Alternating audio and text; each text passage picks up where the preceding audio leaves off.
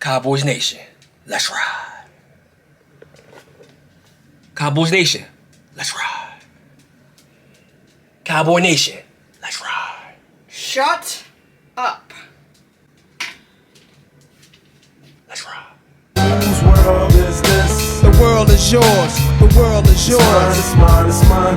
Whose world? We still have over a month to go before the Dallas Cowboys start their regular season. But it's time to start thinking how the Cowboys will get to that 53-man roster. There are some significant questions developing about who they will have on their roster on opening day against the Tampa Bay Buccaneers. Performances in preseason games will add valuable data for those decisions. Now, our first preseason game is against the Denver Broncos this Saturday. What I want to talk about in this video are some positions that all of Cowboy Nation should be watching very closely.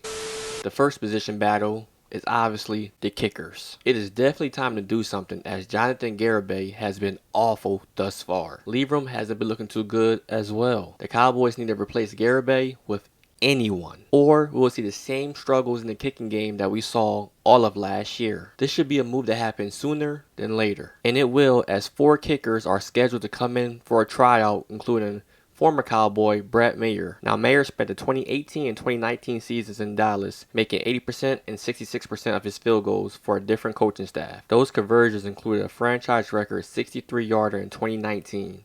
His accuracy improved to 88% last year, making 16 of 18 kicks for the New Orleans Saints. Now, along with Brett, Matt Amendola, Cole Murphy, and J.J. Molson are the other kickers scheduled to come in tomorrow. Leverum has converted 84% of his field goal attempts so far from behind a live rushing camp, including an 8 of 8 outing Monday. It was the first perfect day for any Cowboys kicker this camp. Garibay missed at least 3 field goals each day before going 6 of 8 Monday, improving his summer rate to 55%.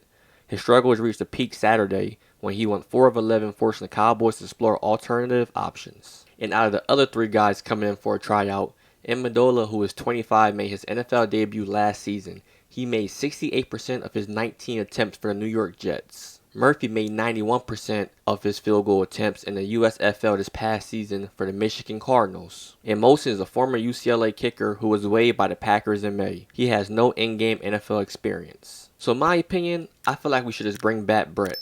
Even though he was terrible in 2019, only making 66% of his field goals, his last year average of 89% for the Saints is convincing enough for me.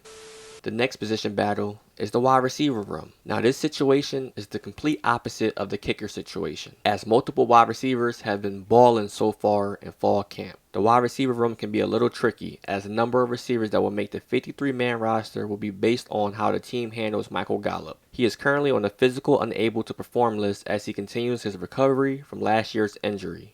If the team leaves him on the PUP list, he does not count against the 53-man roster, but has to sit out at least the first 4 games. Now, the Cowboys may think that Michael Gallup could come back earlier than what is expected within those first 4 games of the season. While it may be attractive to try and get the best talent on the field possible, it means someone who has been balling in camp will have to get cut. Now, initially, you would think that the player that will be mostly affected is free agent signing Dennis Houston or USFL MVP Kevontae Turbin. Now, Houston has been turning heads with his size, his speed, and his route running. And he's even been playing with the first team when it goes to 7-on-7 and 11-on-11 reps. We will likely carry Turbin as a wide receiver, even though his main reason of being safe and making the team is to return punts and kickoffs. Simi Fehoko has had a tremendous second-year leap and seemed to have gained the trust of the coaching staff and Dak. So this leaves out TJ Vasher, who will be getting affected the most. I mean, I will 100% take Vasher over Turbin, but we need a returner on special teams, as CeeDee Lamb, who was our punt returner last year, is now our wide receiver 1, so Turbin seems to be safe thus far. The team should probably leave Gallup on the PUP list and make sure he is fully recovered and has time to get back into football shape. They should then carry 6 receivers. Those 6 should be CeeDee Lamb, Jalen Turbert, Noah Brown, Fehoko, Houston, and Turbin. The next position battle is the offensive tackle. There are a couple problems with this position. Right tackle Terrence Steele has not had a good camp thus far, as he's been getting beaten on the regular in pass protection. I mean, he has had his moments and has been good against some Pro Bowl quality defensive linemen, but I'm not confident right now in that position. To add to that worry, our backup or swing tackle is a real question as well. So the correct answer to that problem is 100% not on our current roster. And even though the talent level in free agency is kind of scarce, it's time for both Jerry Jones and Stephen Jones to sign someone. Not only would a vet give some insurance as a backup right tackle, they might even find someone who can challenge Steele for that starting right tackle job and make Steele our backup or swing tackle, which might actually be his best fit. This is big because Dak Prescott is the most important player on the team, and he needs the best protection they can put in front of him. The last position battle is the backup quarterback position, QB2. Now there's a real battle developing at the QB2 position. After being QB2 last season, earning a regular season start and a win versus the Minnesota Vikings, everyone assumed that Cooper Rush would retain that QB2 job. But Will Grier has put together a nice preseason camp thus far, putting him in that conversation for that QB2 spot. If you want a real reason to watch all the Dallas Cowboys preseason games, it's this competition right here.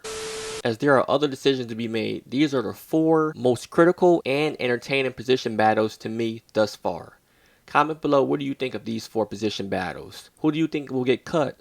Who will be a surprise player? And how do you think the Dallas Cowboys will fare for the 2022 NFL season? While you're at it, go ahead and leave a like. And like I always say, if you're a true Dallas Cowboy fan or NFL fan, go ahead and subscribe to the channel right now, because it's free. But until next time,